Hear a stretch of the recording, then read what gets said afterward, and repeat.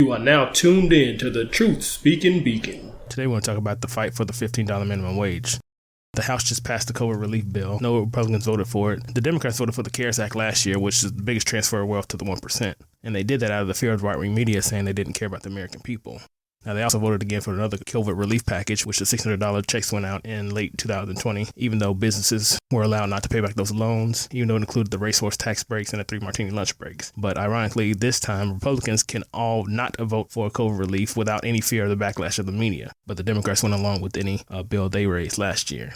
In the first bill that was passed in the House, it included the $15 minimum wage, but when it got to the Senate, the $15 minimum wage amendment wasn't even allowed to be in the bill. 8 Democratic senators voted no on even the procedural process that Bernie Sanders created. So they voted not to even allow a vote on the bill.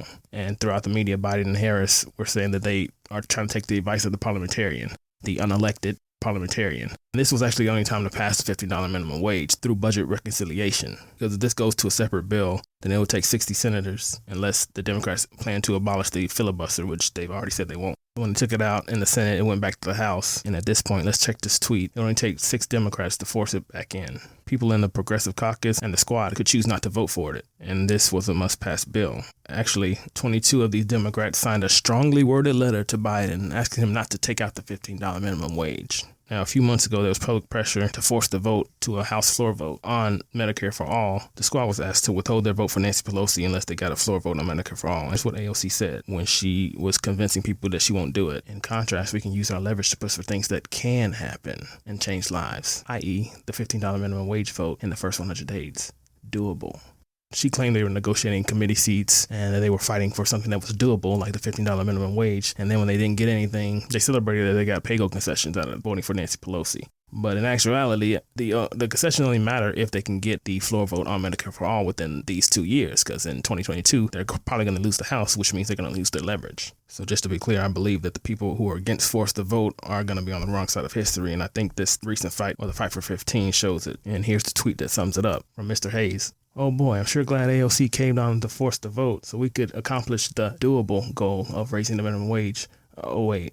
See, this didn't even go to the Senate. Some of the Congress members are invested in companies that benefit from the low wages. Manchin is one of the sole people that held it up in the Senate, and his interests lie with the donors. So the question is, why can Manchin uphold his vote, but progressives can't? It was the same with the force to vote for Nancy Pelosi. Some corporate blue dog Democrats didn't vote for Nancy Pelosi. And even in this new COVID relief bill, there was at least one blue dog corporate Democrat who did not vote for it because the minimum wage wasn't included. So Pramila Jayapal is the co-chair of the Progressive Caucus. She's working on a Medicare for All bill. Here's what she was saying about force to vote. No detailed bill of how we were going to get it done.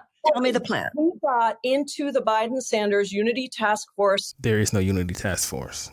Through the Unity Task Force, Healthcare Task Force, which I co-chaired, we were able to get significant pieces of Medicare for All into the Biden platform. Again, there is no unity, and Biden's platform is going to be written by lobbyists. We've already discussed this, and you can see my previous video about how insurance lobbyists have already written a new healthcare plan for Biden. We didn't get Medicare for All. We knew we weren't going to. Our candidate lost. All of our candidates that supported Medicare for All lost. So Joe Biden won, so we knew he had put a stake in the sand around the Affordable Care Act. What were we able to get in there? We got a commitment that healthcare would be untethered from employment. That was huge. We got a commitment that any public option would be administered by Medicare and not by a private insurance company. And again, there isn't going to be a public option. He's already backtracked on that. You can see my previous video on that. The lobbyists are writing the plan. Now the question is, can we get Biden to deliver on those things? No, you can't. Wherever you are, you need to be in those districts where we have Democrats and Republicans who are not co-sponsors of the bill. This co-sponsor list doesn't matter. That's why they were trying to force the vote on the House floor, because I think Elijah Cummings is still on that co-sponsor list. And people like Tim Ryan, Blue Dog Democrats, are on that list. So they keep touting this co-sponsor list as if it's concrete and if it means anything. The vote is the only thing that means anything. To get people onto the bill. I do not want to have a vote on a bill that is going to fail. So I need to get more co-sponsors on the bill so that I am sure that we can win the vote. And again, just getting co-sponsors does not mean anything. And second of all, you just lost. You just lost the fight for 15. And we didn't ask you to just present bills that will win. There are plenty of bills in history, like the women's suffrage movement and the Civil Rights Act, that didn't pass the first time they were in Congress. We didn't ask you to do that. We asked you to fight. So these progressives are just going to keep on virtue signaling on Twitter, not fighting. And here's the tweet that sums up everything. All y'all do is tweet.